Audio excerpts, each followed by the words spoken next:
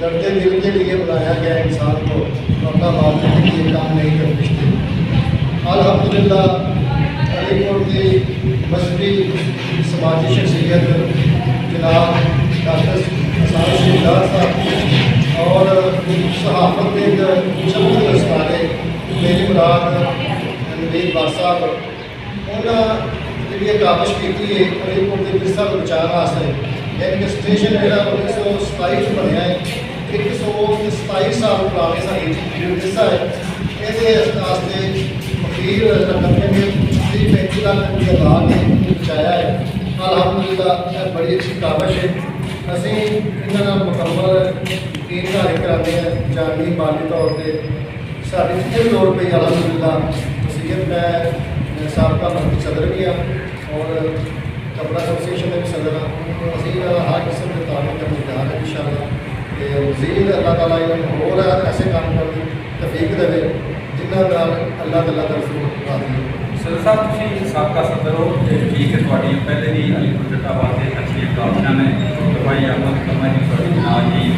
जरा अच्छे नजर याद किया जाता है तो सिर्फ 30-35 लाख जगह ना जी तमीरों में रखते थे डॉक्टर साहब को मेरे खुशखबरी दे रहा था क्योंकि मैं चंद दिन पहले कि डॉक्टर साहब अगर छत ना होते बाल जो वेटिंग रूम में मुस्कुरा था तो साडा ना बिल्कुल मकसद बहुत हो जाता है तो बस एक साली प्लेटफॉर्म बनाना है। डॉक्टर साहब ने थोड़ी मेरी गल हो गई बल्कि मैं उन्होंने बयाना दे दिता डॉक्टर 5.5 लाख मजीद जो ना डॉक्टर साहब अपनी गिरफ्त पति कर रहे हैं जरा पीछे मुसाफखाना जो मुस्कुराता अलहदा जगह सिगरेट ओपन रखा जाएगा और नाल एक पार्क मेरे को 2-2.5 लाख रुपये यानी कि 9-7.5 लाख रुपये का मजीद जनाब जी अल्हम्दुलिल्लाह कर रहे हैं। देखो जी अलीपुर चट्ठा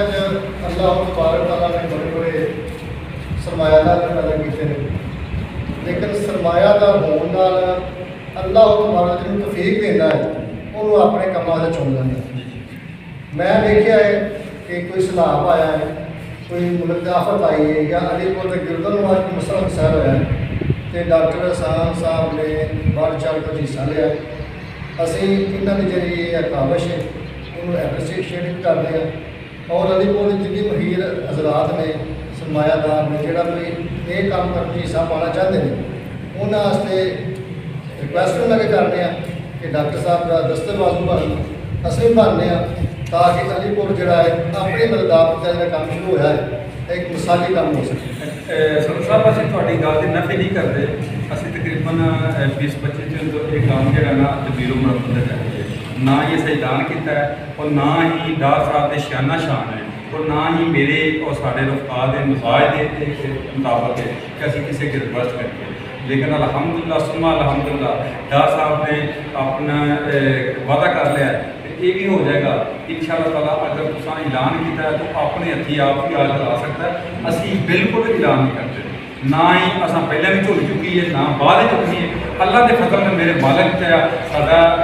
रब नाल एक सौदा डॉक्टर साहब का और ना कि तो सिर्फ नाल मेरे जोरे बाल बन के सो जा इंशाअल्लाह मैं पाया तकमीर के बिना जी। देखो पहले तो मैं गल की कि डॉक्टर साहब अल्लाह तबारक अपने कामों से चुन लिया। देखो ना हजरत इब्राहिम अलैहिस्सलाम को आगे फेंका गया तो फिर छोटा बेटे को दसिया गया तू सोच की करेगा उन्हें आखिर मैं नक्शा कर मुझे ना मुझे देखो डॉक्टर साहब ने काम शुरू कर छी हूँ जितों तक साड़ी भी बनती है साढ़े भी फर्ज है असी